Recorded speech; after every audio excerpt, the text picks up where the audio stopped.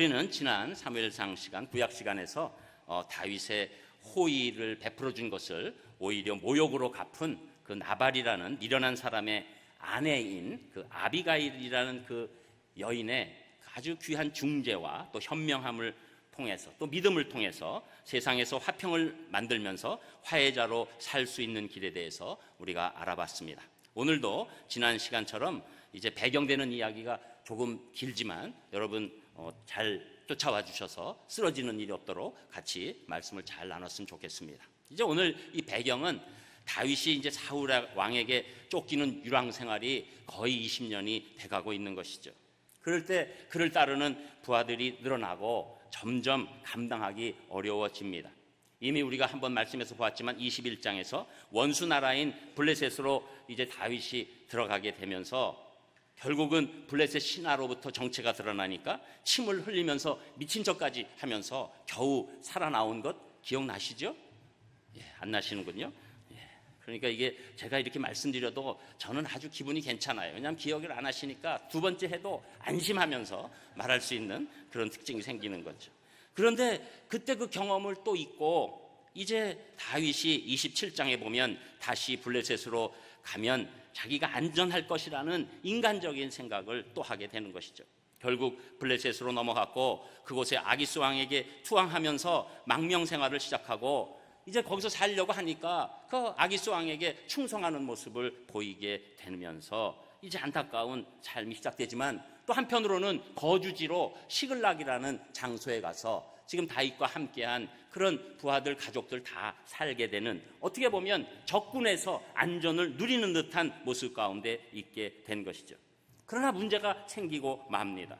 망명 생활을 하는 상황 가운데서 결국 이 블레셋이 사울이 이끄는 이스라엘과 전쟁을 하게 되고, 이 아기스 왕은 그동안 다윗을 믿었으니까 너도 나와 함께 전쟁터에 나가자라고 얘기하게 되는 절대절명의 순간이죠. 왜냐하면 다윗은 이스라엘에 이미 사무엘로부터 기름 부음 받은 그 왕으로 예비되어 있는 사람이고 그것을 자기가 뻔히 알고 있는데 이제 이스라엘과 전쟁을 하면서 블레셋과 나간다? 이것은 말이 안 되는 일이 되니까 완전히 진퇴양난이죠.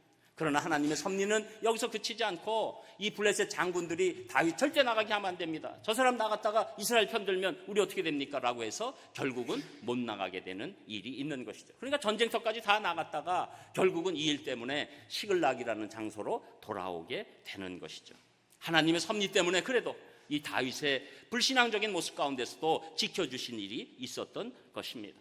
그런데 웬일입니까? 다윗이 부하들과 자기가 거주하고 있는 시글락이라는 장소에 돌아와 보니 완전히 처참한 모습이 돼 있어요.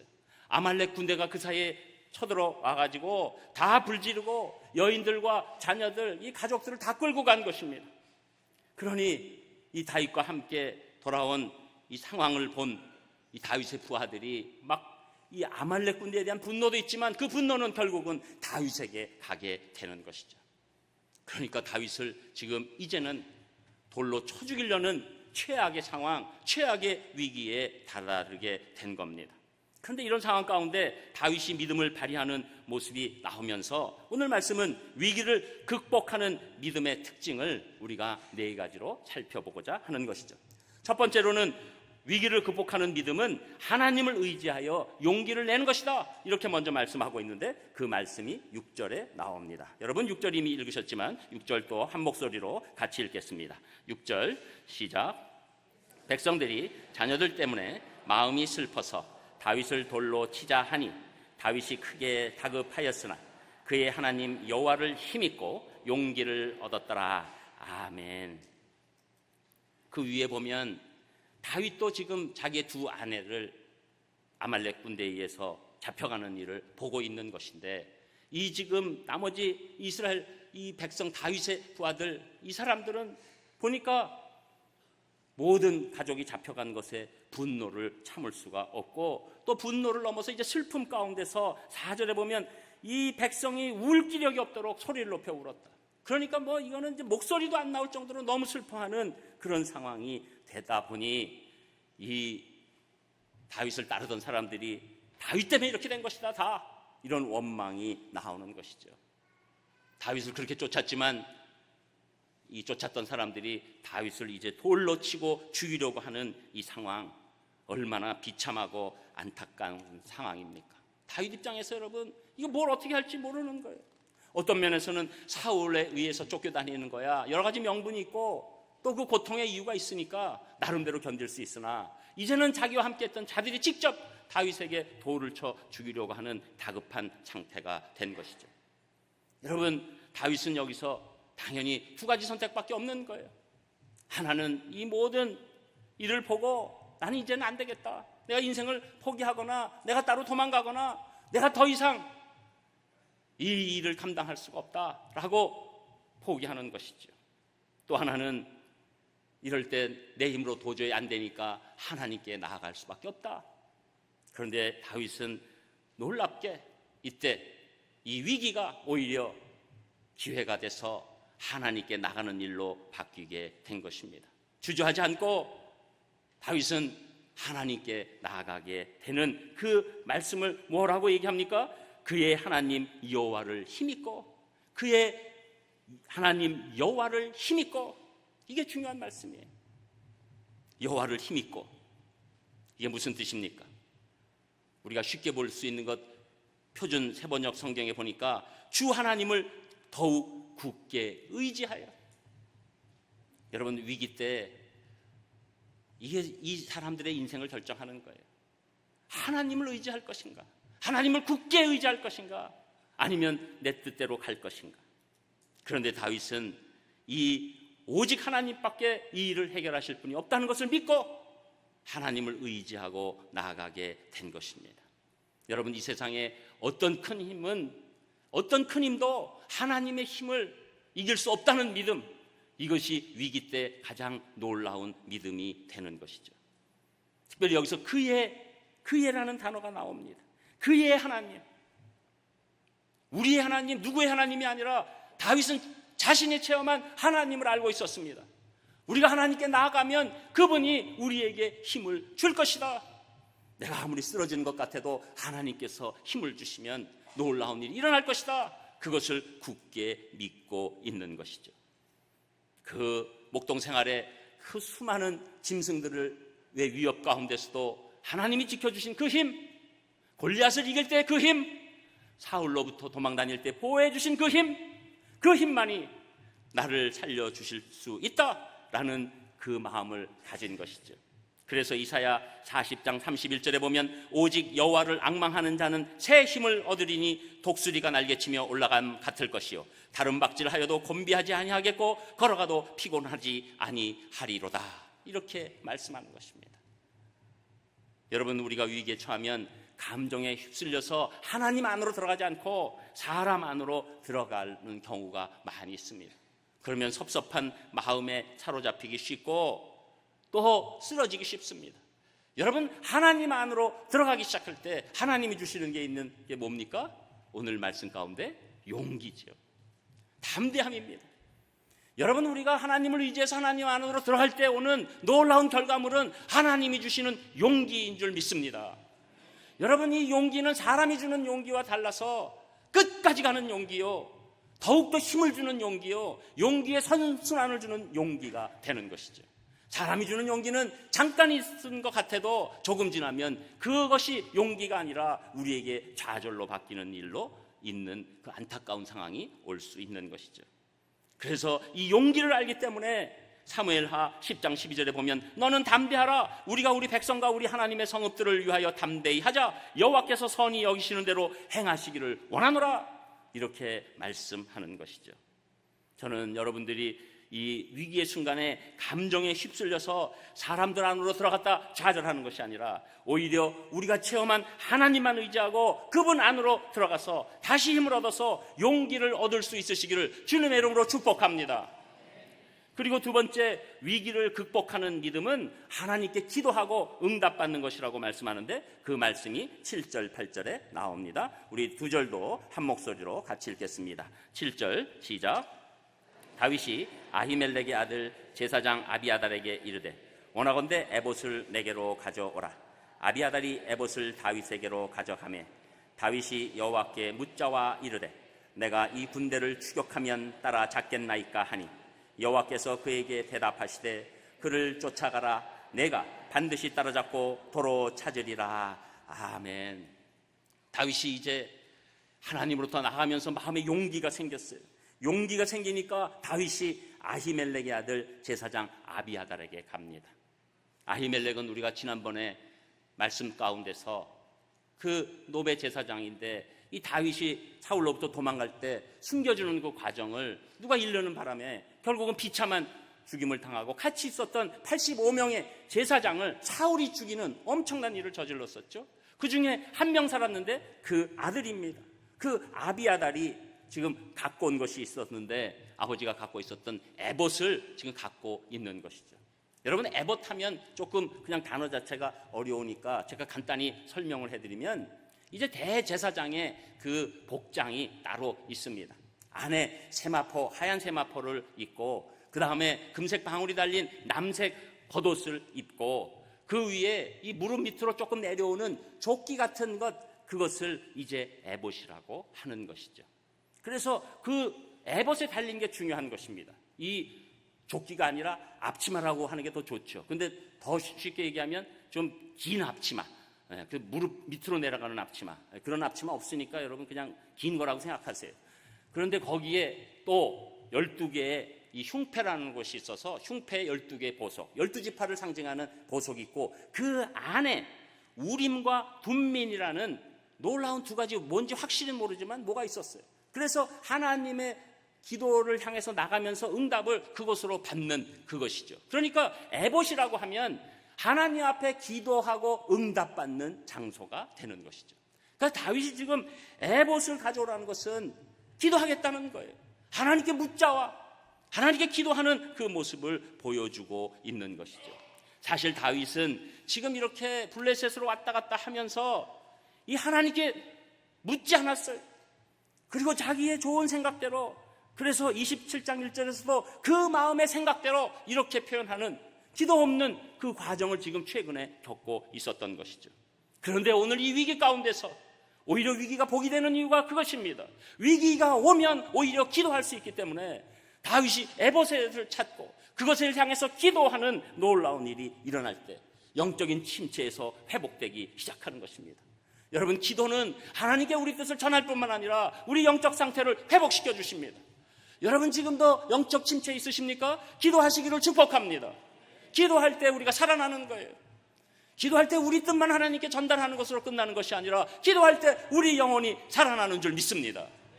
그러니까 기도하면서 나아가면서 영적으로 회복하고, 그런데 여러분 다 아시는 것처럼 기도하면 하나님께서 꼭 응답하시죠. 오늘은 급박한 순간입니까?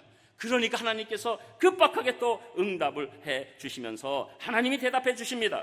이제 그 아말렉 군대를 쫓아가라. 네가 반드시 따라잡고 잃어버렸던 거 다 도로 찾는다.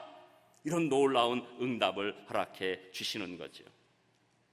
이제 이 응답을 받은 이 마음, 여러분 지금 현실은 바뀐 거 없어요. 지금 똑같이 잡혀 있습니다. 그러나 다윗은 지금 달라졌어요. 하나님 앞에서 힘을 얻고, 그리고 하나님 앞에서 기도하고 응답받으니까 지금 현실은 똑같아도 다윗의 심령은 벌써 바뀐 심령이 되는 것이죠. 그래서 시편 120편 1절에 보면 내가 환난 중에 여호와께 부르짖었더니 내게 응답하셨도다, 이렇게 말씀하시는 겁니다. 저는 여러분들이 위기 가운데서도 기도를 통해 하나님의 응답을 꼭 받으시기를 주님의 이름으로 축복합니다. 그리고 세 번째, 위기를 극복하는 믿음은 우리가 말씀에 의지해서 행동하는 것이라고 말씀하는데 그 말씀이 9절 10절에 나옵니다. 우리 9절 10절도 한 목소리로 같이 읽습니다. 9절 시작. 이에 다윗과 또 그와 함께한 600명이 가서 부솔신에 이르러 뒤떨어진 자를 거기 머물게 했으되 곧 피곤하여 부솔시내를 건너지 못하는 200명을 머물게 했고 다윗은 400명을 거느리고 쫓아가니라. 아멘. 응답받은 다윗은 지체하지 않고 바로 600명을 거느리고 출발하게 됩니다. 여러분, 우리가 기도하고 응답받으면 그때 지체하면 안 됩니다. 이제 응답받으면 그때 행동하고 움직여야 되는 것이죠. 사실 오늘 말씀 1절에 보면 전쟁터 그 이스라엘과 전쟁하려고 했다가 이제 겨우 나온 그 전쟁터에서 지금 거주지 시글락까지는 3일 동안 달려온 거예요. 여러분, 3일 동안 지금 왔어요. 600명이 왔는데 또 가족의 그 비극을 봤어요. 기운 다 빠졌어요. 다윗은 지금 영적으로 회복됐어도 이 사람들이 다 회복된 것 아니죠. 그런데 또 아말렉을 쫓아서 가자고 하니까 이들이 얼마나 지쳤겠습니까? 그러니까 너무 지쳐서 못 갈 것 같으니 부솔 시내에서 이제 물도 마시고 또 여러 가지 갖고 온 것을 먹으면서 다시 기운을 차리고 가려고 할 때 200명이 죽어도 못 가겠다는 거예요. 여러분, 이때 우리가 영적으로 회복돼도 멈칫할 수 있어요. 왜냐하면 내가 지금 그때 응답이 조금 이상한 거 아니야? 그때 내가 헛소리 들은 거 아닌가? 이럴 수가 있고, 또 하나는 내가 너무 무리하게 이게 지금 내 의지만 갖고 하는 것 아니야? 이런 생각이 들을 수 있습니다. 또 한편으로는 이 안 가는 200명에 대한 분노가 일어날 수 있어요. 아니, 지금 잡혀간 가족들 살리자 그러는데 너네들 쉬겠다고? 그래서 거기서 분쟁이 나서 그냥 그 안에서 게임이 끝나버릴 수가 있어요.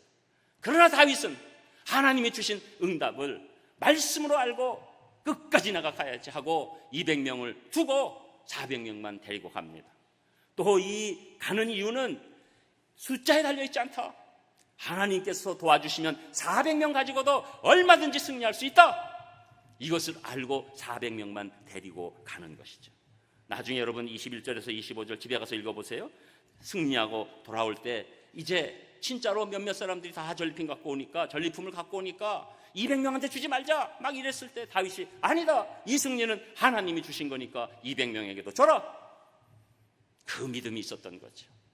다윗은 지금 하나님께서 말씀하신 것에 대해서 곧바로 움직이고 행동하는 그 마음이 위기 가운데 일어나게 된 것입니다. 하나님을 의지하고 기도한 사람들은 응답받았으면 말씀만을 받고 나아가야 될 줄 믿습니다. 그런데 보통 인생에서 위기가 오면 생각이 많아져요. 그리고 잘못하면 이 위기를 촉발한 사람을 원망하고 미워하기 시작합니다. 그리고 마음이 해결되지 않으면 결국은 자신을 탓하게 되고 자책감에서 헤어나오지 못하고 행동 한번 해보지도 못하고 그냥 쓰러져 버리는 안타까운 일이 일어나는 것이죠. 그래서 우리는 기도받고 응답받으면 말씀에 의지하고 순종해서 움직일 때 하나님의 놀라운 역사가 일어나는 줄 믿습니다. 그래서 야고보서 2장 22절에 보면 내가 보거니와 믿음의 그 행함과 함께 일하고 행함으로 믿음이 온전하게 되었느니라. 믿었으면 움직일 때 놀라운 일이 일어나는 것이죠. 저는 위기의 상황에서도 여러분들이 말씀에 의지하셔서 즉각 움직여서 하나님의 놀라운 기적과 역사를 체험하시기를 주님의 이름으로 축복합니다. 그리고 네 번째로 우리가 위기를 극복하는 믿음은 하나님의 긍휼을 우리가 베푸는 것입니다. 그 말씀이 11절에서 13절까지 나옵니다. 우리 11절에서 13절도 한 목소리로 같이 읽습니다. 11절 시작. 우리가 들에서 애굽 사람 하나를 만나 그를 다윗에게로 데려다가 떡을 주어 먹게 하며 물을 마시게 하고 그에게 무화과 뭉치에서 뗀 덩이 하나와 건포도 2송이를 주었으니 그가 밤낮 사흘 동안 떡도 먹지 못하였고 물도 마시지 못하였음이니라.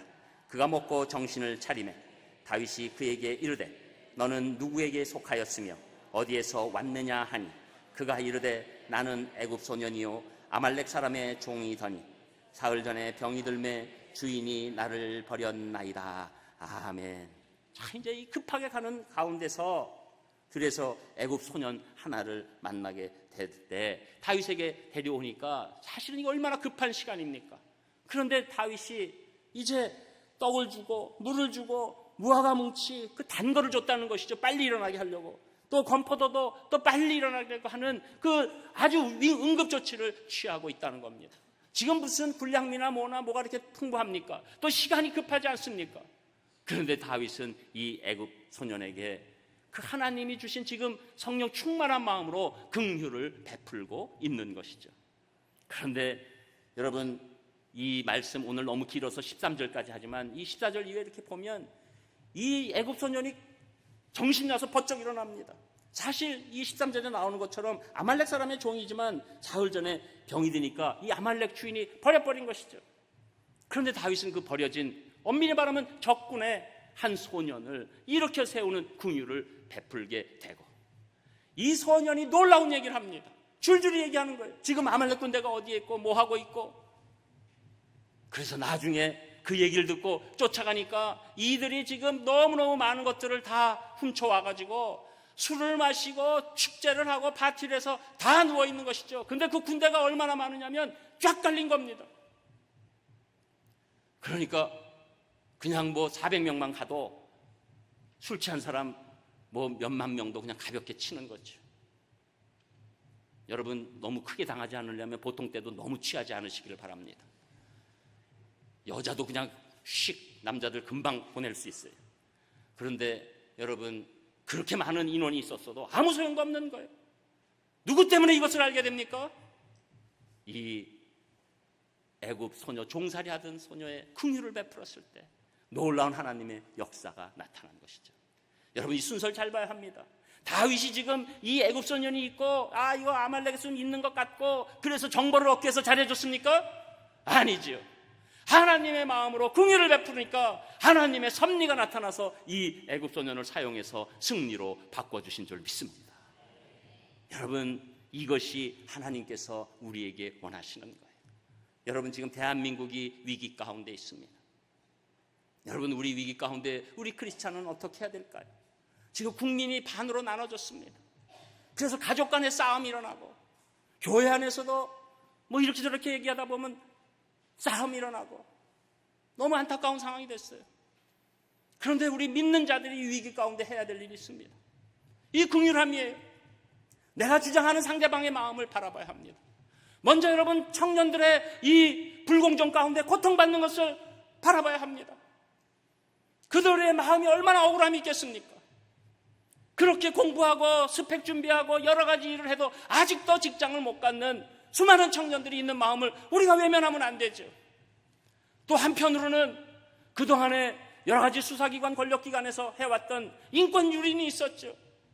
그들 앞에서 그것이 없다고 얘기하거나 그것이 아니라고 얘기할 때 부들부들 떠는 것이죠.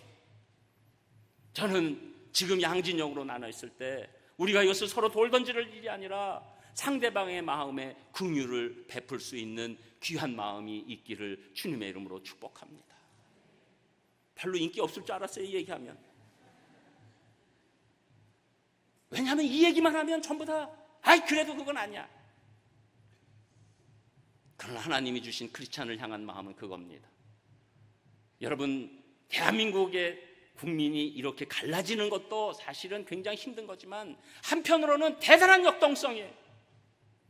어느 나라 국민이 이렇게 뭐 몇백만, 이게 진짜인지 가짜인지 양쪽에서 다 이렇게 저렇게 얘기하니까 모르겠는데 하여튼 이렇게 나가는 국민이 어디 있습니까? 이거 힘들어서도 못 나가요. 대한민국 국민의 강점은 하나님이 주신 역동에 있는 줄 믿습니다. 그래서 저는 우리가 부족한 것들을 이 크리스찬들이 서로 용납하면서 이것을 여러분 두 가지를 해결하면 됩니다. 청년들에 향한 불공정성, 우리 이 알게 모르게 나타나 있는 불공정을 해결하는 데 사용돼야 되고, 또 하나는 어떤 기관도 국민의 인권을 유린하지 못하는 그런 놀라운 그 기회로 삼을 때 하나님께서는 오히려 이 위기를 통해서 우리 대한민국을 마지막 때 선교국가로 사용하실 줄 믿습니다. 여러분, 선교국가가 된다는 것은 다른 나라에 비해서 도덕적으로 우위에 있는 나라예요. 그랬을 때 다른 나라에 있는 모든 백성들이 기뻐 반겨주는 것이죠. K-팝에 의해서 젊은 친구들이 좋아서 달려들지만 나중에는 결국은 그 나라가 얼마나 도덕성이 있는가, 그 나라가 얼마나 올바른가, 그럴 때 놀라운 일이 일어나는 것이죠. 저는 대한민국이 이 위기 가운데서 우리가 서로 긍휼의 마음을 갖고 공정과 인권이 새롭게 되는 놀라운 나라가 되기를 주님의 이름으로 축복합니다. 여러분, 더 이상 싸우지들 마시고 그냥 그러면 그래, 그건 네 말이 맞아 그러세요. 이 말이 맞다. 여러분, 우리 교회는 절대로 정치적인 얘기 안 하는 거 아시잖아요. 그렇지만 정치적인 얘기를 안 할 뿐이지 하나님이 인도하시는 방향에 관해서 우리가 얘기 꼭 해야 되는 것이죠. 여러분, 대한민국 위기에 우리 크리스찬들이 경성해서 긍휼을 베풀기를 주님의 이름으로 축복합니다. 그런데 여러분, 이 긍휼이 그냥 나온 것이 아니라 우리 신약 백성에게는, 우리 진정한 아브라함의 후손에게는 예수님이 산상수훈에서 마태복음 5장 7절에 긍휼히 여기는 자는 복이 있나니 그들이 긍휼히 여김을 받을 것이요. 팔복설교의 5번째 복으로 우리에게 주신 말씀입니다. 여러분이 예수 그리스도의 그 십자가의 긍휼을 받고 여러분이 그 긍휼을 베푸실 때 하나님께서 여러분을 긍휼히 여기실 줄 믿습니다. 여러분, 우리 죄인된 인간이 살 길은 하나님의 긍휼입니다. 예수님의 십자가의 긍휼입니다. 각 사람에게 찾아오셔서 위로하시는 성령님의 긍휼입니다. 이 긍휼이 없으면 우리는 아무것도 아닌 것이죠. 저는 여러분, 위기의 상황에서 어떤 분들 보면 위기가 오니까 소위 말해서 눈에 뵈는 게 없죠. 그래서 막 뭐라 그러면 막 분을 내고 옛날보다도 더 화를 내고 더 공격을 하고, 여러분, 위기 가운데서 우리가 그런 행동하면 위기를 더 불러오는 것입니다. 그러나 위기 가운데서도 그 위기의 해결과 상관없이 하나님이 이미 주신 너무 큰 것 때문에 내가 긍휼을 베풀기 시작할 때 하나님께서는 하나님이 직접 놀라운 역사를 우리 인생에서 이루어 주실 줄 믿습니다. 저는 여러분들 오늘 말씀 4가지 들으시면서 여러분 믿음을 발휘하셔서 이 위기를 하나님의 놀라운 기회로 삼으시기를 주님의 이름으로 축원합니다. 기도하겠습니다. 하나님, 감사를 드립니다. 저희들 긍휼히 여겨주시고 이 민족 긍휼히 여겨주시고 이 위기 가운데서 우리 먼저 크리스찬들이 믿음을 발휘하게 하여 주시어서 위기가 놀라운 나라로 가는데 귀한 디딤돌이 될 수 있도록 인도하여 주시옵소서. 특별히 우리 성도님들 긍휼을 베풀어서 하나님으로부터 긍휼을 받는 귀한 하나님의 권속들 다 되도록 인도하여 주시옵소서. 감사드리며 예수님 이름으로 기도합니다. 아멘. 평생에 단 한 가지